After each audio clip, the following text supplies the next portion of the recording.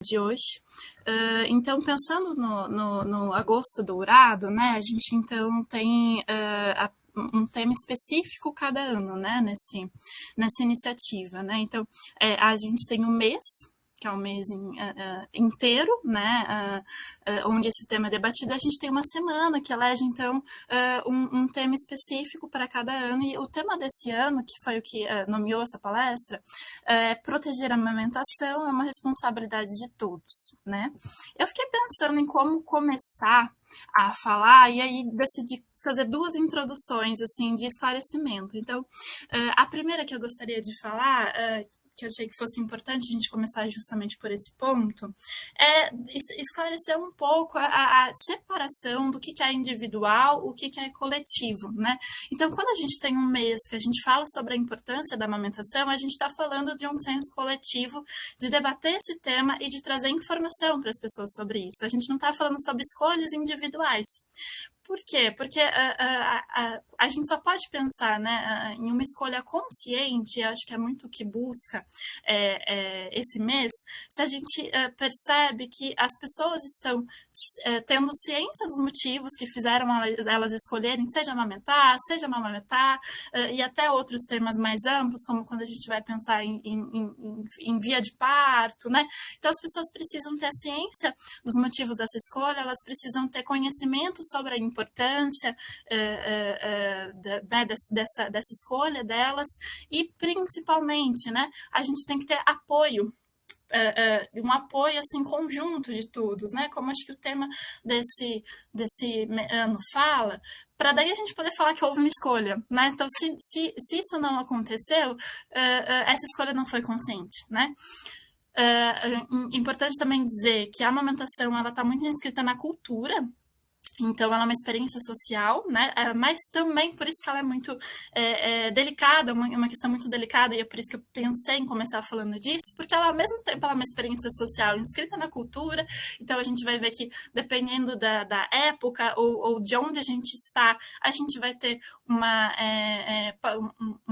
apoio maior ou menor, a amamentação vai ser tabu ou não vai ser tabu, enfim.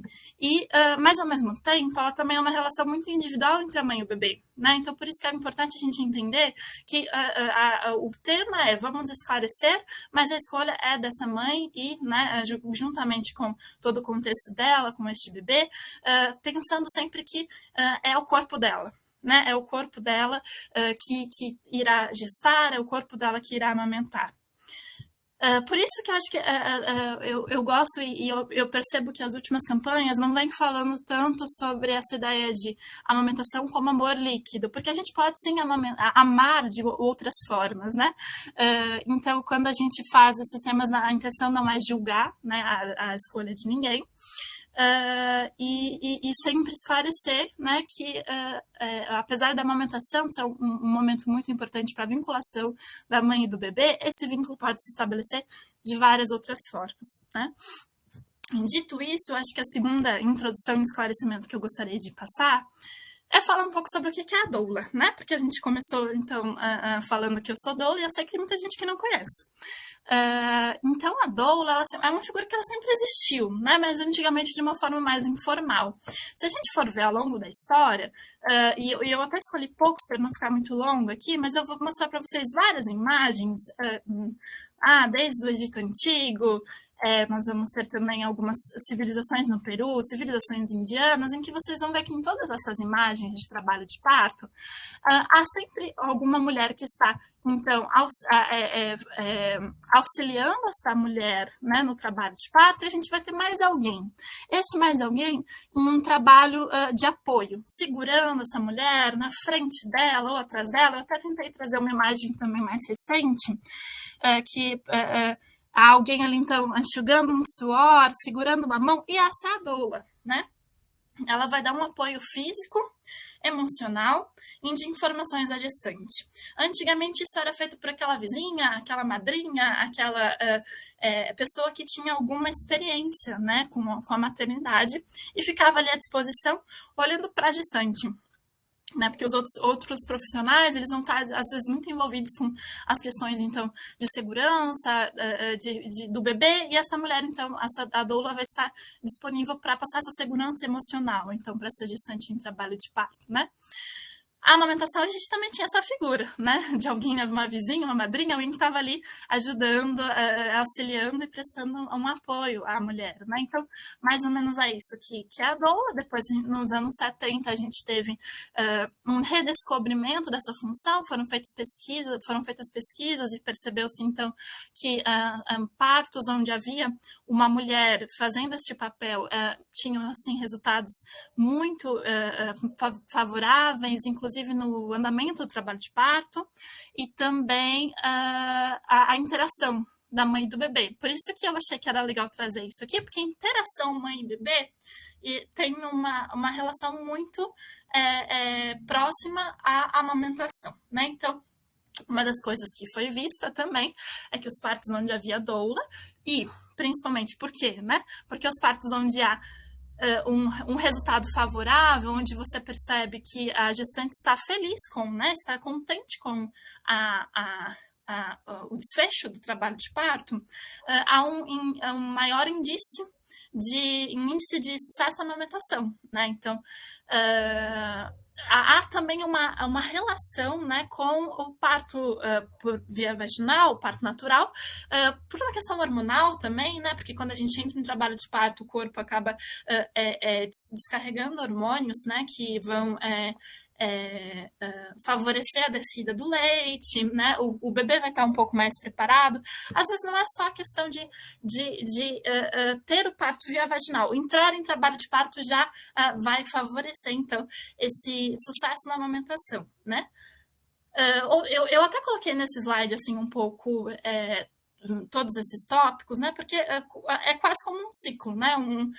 Você ter uma vinculação positiva com o bebê ajuda a ter um maior sucesso na amamentação, que também vai ajudar na vinculação, né? A satisfação na experiência do parto vai diminuir a taxa de depressão pós-parto. Se a gente tem uma taxa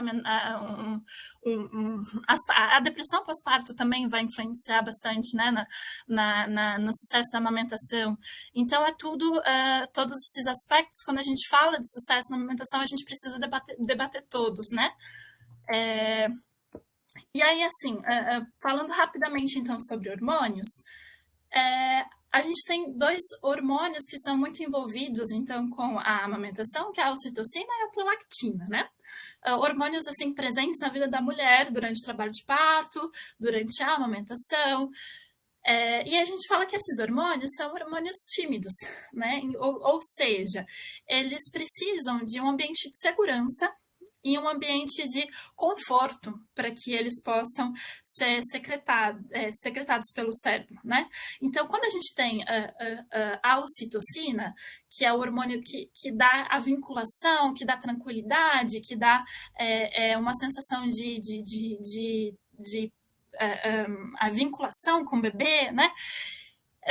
A gente o contrário dele seria a adrenalina, que é aquele hormônio assim que bota para correr, que bota para luta, né? Então eu até coloquei aqui esse ciclo, né?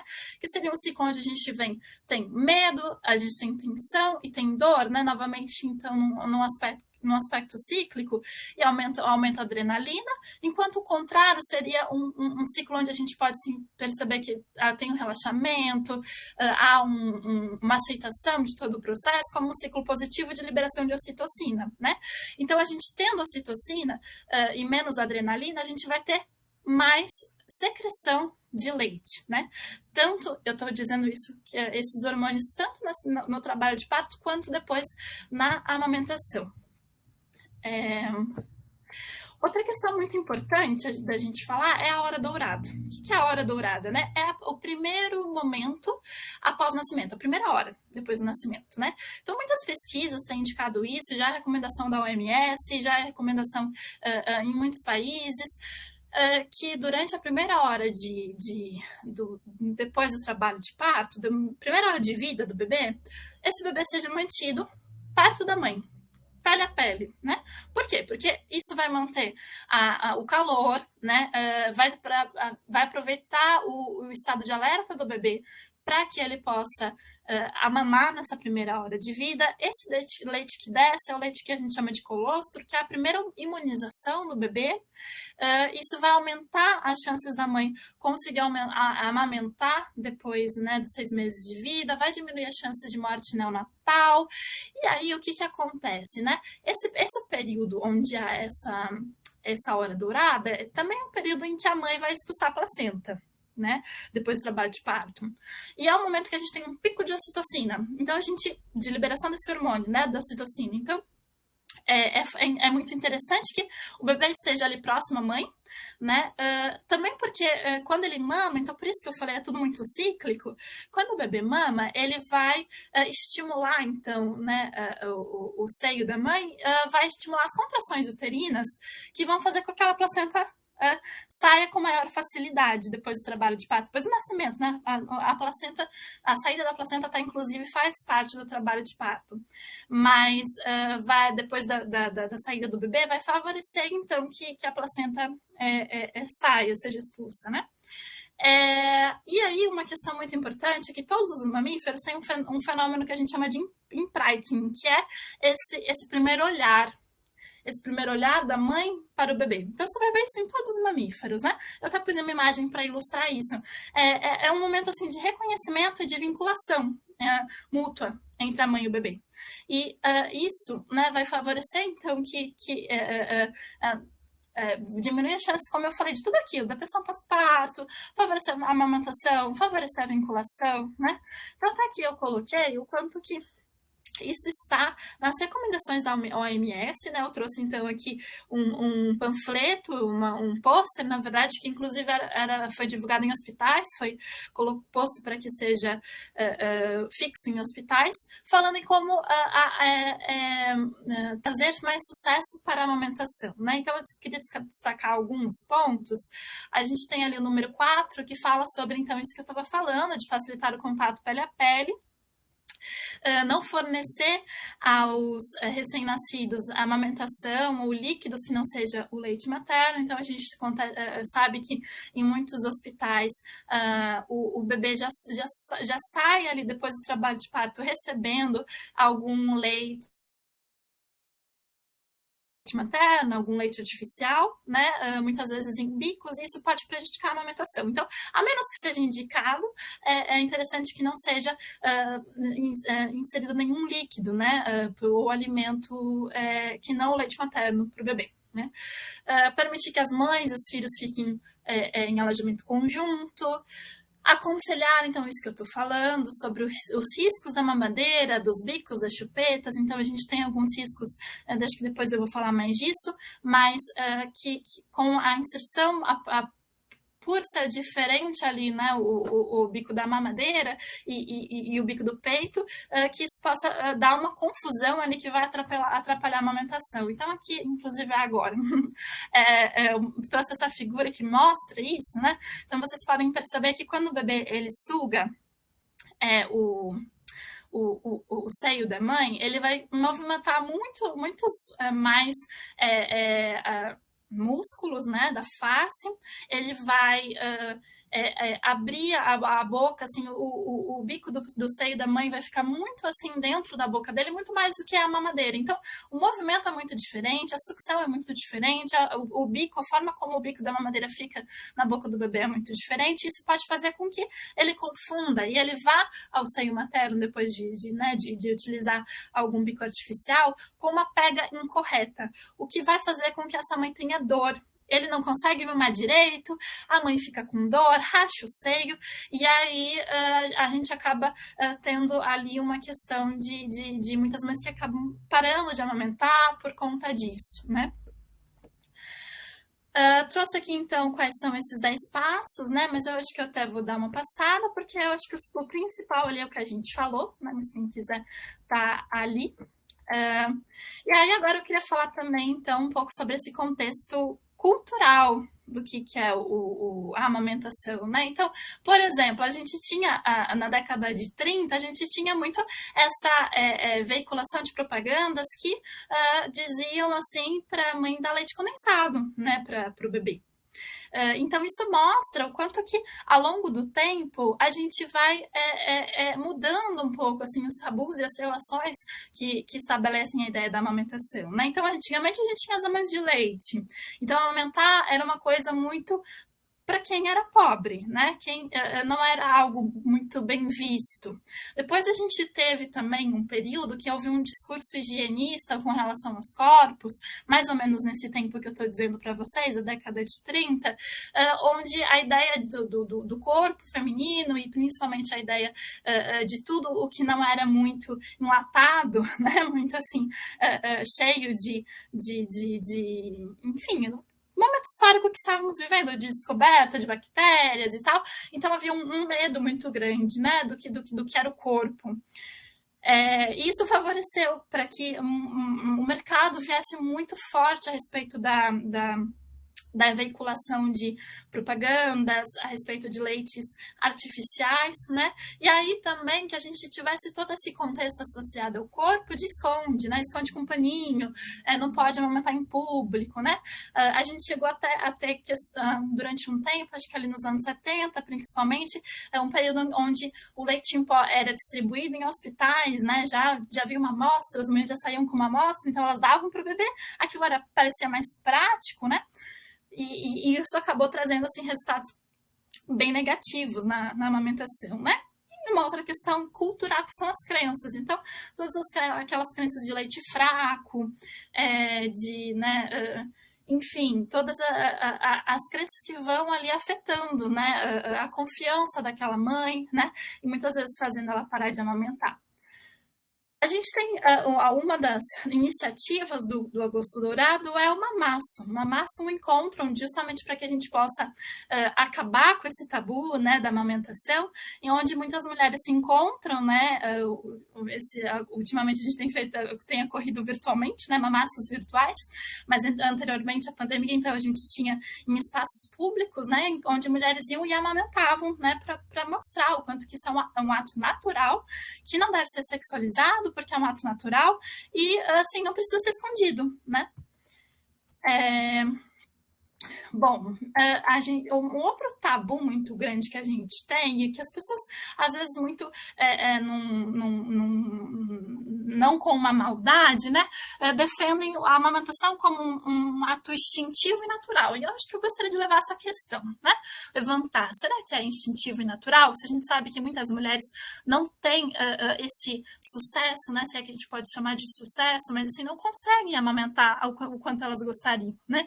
Então, será que é instintivo e natural? A gente tem esse discurso, acaba por muitas vezes dando a entender que ela tem que saber, que ela vai saber, que ela tem que aguentar, que amamentar é uma coisa maravilhosa, e elas vão muito despreparadas para a amamentação, né? Isso é uma queixa muito comum que a gente recebe das mulheres, que enquanto não começam a amamentar, inclusive muitas vezes na gestação, elas não sabem que pode doer, que pode ter uma dificuldade, que pode... elas não são muito orientadas, né? Então a gente começa com as campanhas a respeito da amamentação em 1992, que vão estabelecer Agosto Dourado na ideia de que ouro, padrão ouro, né? Dourado de padrão ouro.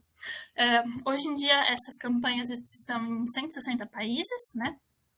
E elas vão, se a gente for pegar, por exemplo, o tema desse ano, né, que defende que a amamentação é uma responsabilidade de todos, quem são esses todos, né? Então a gente vai incluir aí as empresas, a parceria dessa mulher, né? A família, de uma forma mais ampla, a sociedade, os serviços de saúde, o poder público, todos, né, como responsáveis, né?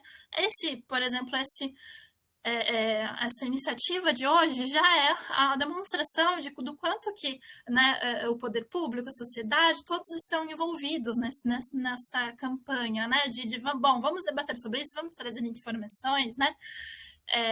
Então, como que a gente pode fazer isso, né? Investindo em serviços de saúde que divulguem, treinando o pessoal para poder falar sobre isso, trazendo uma legislação que contemple uma licença maternidade, uma licença parental que promova mais facilidades na amamentação, né? Ou, por exemplo, até mesmo a gente regulando melhor os códigos de comercialização de substitutos do leite materno, então as propagandas, né, sobre esses substitutos do leite materno, né? Então, esse foi o tema desse ano, foram essas as iniciativas que foram postas para que a gente pudesse ter uma amamentação mais prolongada, né? Inclusive relacionando à Covid, né? Porque o que a gente viu muito assim são mitos, né? Sobre será que separa mãe e bebê logo depois do parto, né? Enfim, isso acabou por conta do Covid, e isso pode trazer, como a gente viu anteriormente, um resultado negativo, né? Bom, então só queria trazer que a legislação permite que as mulheres, depois, até os 6 meses de vida do bebê, elas tenham um descanso de 30 minutos para amamentar, né? Eu acho que é interessante que todos saibam disso. Essas empresas que têm mais de 30 funcionários, eu coloquei mulheres, mas mais de 30 funcionários, elas devem ter um espaço específico para essa amamentação. E tem também os projetos de empresa cidadã, né, que a licença maternidade é prolongada, né, até os 6 meses do bebê. Além disso, a gente tem iniciativas como, por exemplo, mostrar que é direito de toda mãe amamentar em público, né? Bom, regulando, então, isso que todos nós sabemos, mas às vezes a gente se depara, infelizmente, com situações né, de mulheres que se sentiram ofendidas por alguém, né, por estar amamentando em público. Então, são iniciativas importantes, né? Trouxe também alguns temas anteriores, só para a gente perceber o quanto que é muito reforçada essa ideia da participação de outras pessoas na amamentação, que não só a mãe, né? A gente não culpabilizar essa mãe, porque, bom, se ela não conseguiu, foi ela que falhou, né? A gente teve, então, em 2019, incentivando a família, né, com campanhas que mostram a família como sendo uma ponte para essa amamentação. Eu até coloquei uma gravura que mostra, mas como? Como que a família pode ajudar? Cuidando dessa mãe, né? Cuidando da mãe, cuidando da casa, ajudando ela a se alimentar, que elas possam se alimentar, que ela possa se cuidar, para que ela esteja bem para amamentar o filho, né? O filho. Daí a gente teve no ano passado uma campanha que teve um tema muito interessante que mostrou assim a relação da amamentação com um planeta saudável, né? Então, principalmente, né, pelo impacto que o leite artificial tem no meio ambiente, né? Eu achei esse um tema bem interessante, eu vou trazer agora melhor para vocês, então não vou me prolongar, né? Então, resumindo, o que a campanha da amamentação vai trazer de importância, né, da amamentação? Primeiro, então, a gente vai perceber o quanto que ela é importante para enfrentar a pobreza, né? Por quê? Porque é um alimento natural, que é barato e que é acessível a todos, né? Então, ele vai contribuir para a redução da pobreza, né? Bom, isso vai favorecer que a gente tenha, então, sociedades mais igualitárias, né? Vai prevenir a fome, a desnutrição, a obesidade também, né? Bom, a gente então vai afetar diretamente a saúde e o bem-estar das pessoas. Nós vamos também pensar que a amamentação ela tem um impacto muito positivo no desenvolvimento mental, na aprendizagem, na cognição das crianças. Então, vamos ter uma educação de qualidade, né? Nós vamos ter também essa questão que eu falei que foi, né, o tema da última campanha, que é o quanto que a produção de fórmulas vai impactar, né, na liberação do carbono e quanto que isso vai contribuir nas mudanças climáticas, porque a gente está falando então de embalagens, a gente está falando então de leiteira mesmo, né, das vacas, porque o leite, assim, acho que muitas pessoas não se tocam, não sabem mesmo disso, mas o leite que a gente compra de caixinha é um leite de vaca, né? É um leite de vaca, só que ele passa por uma série de processos, então, para adaptá-lo para a nutrição do bebê. O leite de latinha ali para bebês, né? E então, assim, isso vai ter um impacto muito grande social no meio ambiente, né? Bom, A gente vai ter a importância, então, né, da justiça, né, para garantir políticas públicas que possam apoiar a amamentação. Aqui, acho que do mais importante que eu queria passar para vocês é isso. Então, continuando, né, a respeito das mudanças climáticas, a gente vai ver o quanto que, por exemplo, nesse período da pandemia, inclusive, então aqui, né, esse tópico levantado já há muitos anos, mas já percebendo quanto que em momentos assim de adversidades e desastres, seja relacionados à mudança climática, mas também acho que a pandemia a gente pode pensar nisso, quanto que a amamentação vai vir como uma possibilidade de garantir, então, a segurança das pessoas, né? Como sendo um alimento ali que está disponível, não precisa ser comprado, né? Não tem isso que eu falei, que é alinhar a embalagem, essa relação muito grande com a indústria, né? Então, é uma opção saudável, viável, não poluente, não predatória de recursos naturais, né? Vai ter uma relação também com o crescimento econômico, né? Então a gente vai pensar no quanto que a proteção da maternidade e da amamentação vai fazer com que as mulheres possam trabalhar, né? E amamentar seus filhos, e isso vai impactar diretamente na igualdade de gênero, né? Se a gente tiver mais mulheres, então trabalhando e tendo ali salvaguardados os seus direitos com relação à amamentação, por exemplo, né, que é aquilo que eu falei, da gente pensar em políticas públicas e na participação das empresas que possam favorecer isso. Que mais, né? Isso vai impactar, então, em comunidades mais sustentáveis, em cidades mais sustentáveis, né, em energia limpa. Bom, acho que por enquanto seria isso, né? Mas como eu falei, eu deixo tudo aqui, de repente, se alguém quiser, pode ler depois também quais são mais completas essas informações, né? Eu queria também falar o quanto que é importante a gente pensar na figura da consultora de amamentação. Consultora de amamentação, então, alguém ali que vai ajudar essa mulher, né, que tá, essa pessoa que está amamentando, né, a saber lidar com quando há alguma... tanto se preparar para a amamentação, quanto também lidar quando há alguma intercorrência, né? Então, que ela saiba, por exemplo, que pode doer, mas a dor não é normal. A gente vai pensar na dor como tem alguma coisa ali que está acontecendo, que a gente tem que verificar o que está acontecendo para que essa dor pare, né? Passe. E aí, eu queria também, então, agora falar algumas dicas, né? Acho que é bem importante. O que a gente pode fazer, né? Então, passar as informações para que a amamentação ocorra de uma forma mais tranquila, né? Então, primeiro, logo após o bebê nascer, a gente deixar ele em contato, pele a pele, com o seio da mãe, né? Esse seio à mostra, tocar com o mamilo a boca do bebê até ele abrir bem a boca. Colocar ele de bruços, isso vai ajudar a estabilizar a temperatura e liberar os hormônios da descida do leite. Então, isso eu tô falando logo após o nascimento mesmo, né? Pra gente pensar numa pega correta, né?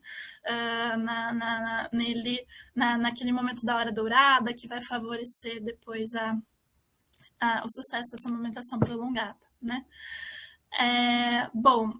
Nós também vamos pensar em informar, né, que não é interessante que essa mulher, durante a gestação, esfregue, passe óleos no mamilo, né? O que a gente vai recomendar? Que ela hidrate com o próprio leite, né? E que ela evite deixar úmido, né? Que mais? O bebê, ele vai querer...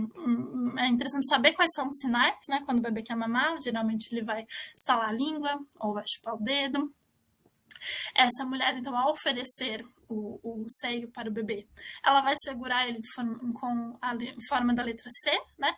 Pôr o polegar em cima da auréola e os outros dedos embaixo. E vai estimular, então, essa mamada encostando, como eu falei, o mamilo nos lábios superiores do bebê, para que ele abra bem a boca, né? Então, isso falando um pouco sobre o que seria esta pega correta. O tempo da mamada, ele vai variar bastante, né? O ideal é que ele solte sozinho, que o bebê solte sozinho quando ele estiver satisfeito. Que a mulher, então, ela esvazie bem uma mama antes dela passar para outra, e que ela sempre ofereça as duas. porque é no final da mamada que vai ter um leite mais rico em gordura, que vai ser o que vai fazer com que o bebê mate a fome, engorde, né? Então é bem interessante que a gente esgote o leite de uma mama antes de oferecer a outra. Evitar assim que essa amamentação seja feita muito em horários fixos. Eu sei que esse é um dos pontos polêmicos, porque como eu falei, né, aí a gente já entra na individualidade, tem situações onde isso não é possível, mas para a gente pensar no sucesso de uma amamentação prolongada, até dizendo, acho que eu não falei ainda, a amamentação que a gente pensa, né, é até os 6 meses que seja exclusiva, né, então que seja oferecido apenas o leite materno, sem nem adição de nenhum outro líquido ou alimento, e depois dos 6 meses que essa amamentação seja prolongada até os 2 anos, ou mais, né, mas aí com acrescentando outros alimentos e líquidos após os 6 meses, né? E aí, então, que essa amamentação ela seja feita em livre demanda, o que significa quando o bebê, né, quiser mostrar ali os sinais que eu falei antes de que ele está com fome, que, enfim, a mãe, inclusive por esse processo de vinculação, ela vai percebendo quais são esses momentos, e que ela, né, o bebê quer mamar e a mãe pode, né, naquele momento amamentar, ela amamenta. Quanto mais ela estimular, né? Então, estimular dando o peito para o bebê, mais ela vai produzir o leite, né? Ou se ela não está conseguindo oferecer naquele momento para o bebê, que ela possa tirar, esvaziar a mama, né? Por quê? Porque daí ela vai favorecer, então, né? A gente diz assim que muitas pessoas pensam que o peito, na verdade, é um estoque, né? Então, tem um tanto de leite ali e acabou. Não, ele é uma fábrica. Então, quanto mais a gente estimula, seja tirando, seja dando a mama para o bebê, mais ela vai produzir leite, né? Isso vai ajudar para não empedrar, né? Uma outra questão importante é que ela aproveite para descansar. Quando o bebê descansa, ainda não tem, então é muito importante que essa mulher esteja amparada, né, por toda essa rede de apoio que a gente falou, de família, parceria, sociedade, para que ela consiga fazer isso, né? Próxima ilustração aqui, que demonstra muito bem assim o que é essa pega correta, né? Então, o bebê com a boca aberta, com o que a gente chama de boquinha de peixe, né? Então, vocês percebem que os lábios estão para fora, o nariz ele não vai encostar no seio, então a criança vai respirar normalmente. A bochecha, ela enche quando suga o leite, a barriga e o tronco do bebê vão estar encostados, né, vão estar virados, né, virados para o corpo da mãe, o queixo encostado no seio, né, e o bebê ele vai abocanhar grande parte da auréola, não só o mamilo, né? Então, esta pega, que é a pega correta, que vai evitar que haja rachaduras, que haja feridas e machucados, né? Que podem influenciar aí, né? Para que essa pessoa pare de amamentar, essa pessoa que está amamentando, né? Com relação à volta ao trabalho, né? Que a gente possa pensar na retirada do leite e nas alternativas à mamadeira, né? Então, como eu falei, a mamadeira, os bicos artificiais, eles vão podem ter o risco de confundir, né, a pega. Então, a gente tem outras opções, como, por exemplo, o copo comum de cachaça, né, que a gente pode oferecer o leite, então, nesse copo. Alguns copos que têm bicos de plástico diferenciados, né? A própria colher, né? A colher dosadora, né? Já bem disponível em lojas de bebê, de produtos para bebês. Aquele copo que a gente conhece, que é aquele copo que a gente costuma dar para criança um pouco maior, né? Que tem um bico duro e não tem válvula, né? Também, né? Ou até uma seringa, ou conta-gotas, né? Então, são opções alternativas aí para oferecer o leite quando a mãe, né, a pessoa que está amamentando não pode oferecer, então, diretamente a mama, que ela possa, então, ter essas opções, né? E que ela retire o leite. Então, para retirar o leite, é interessante que ela massageie a mama e despreze o primeiro jato, põe o polegar acima, os dedos abaixo, mais ou menos naquela mão em formato de C que a gente falou, aperte e solte, né? E aí, quando ela retirar, bom, a gente tem também opções ali de aparelhos, né? Tanto manuais quanto elétricos, né? Que fazem essa retirada do leite. Depois do leite retirado, que ela guarde em potes de vidro, com tampa de plástico, que ferva em 15 minutos em banho-maria para esterilizar, né? E depois coloque o leite na geladeira até 12 horas ou até 15 dias no congelador, né? E daí é bem importante que ela anote a data e o horário em que ela retirou esse leite no rótulo, para que ela saiba a duração, né, desse leite. E aí, quando ela for oferecer, ela derreta, então, esquentando em banho-maria, com o fogo desligado, né, e agitando gentilmente, e aí ofereço, então, para a criança, né. Bom, eu acho que seria isso. Eu tentei, até falei rapidamente, eu não sabia como que seria o tempo, mas eu queria trazer todas essas informações para vocês. Vou deixar aberto agora, quem tiver qualquer dúvida, dá uma olhadinha ali no chat, se alguém questionou alguma coisa, né? E agradecer também o convite de poder ter falado sobre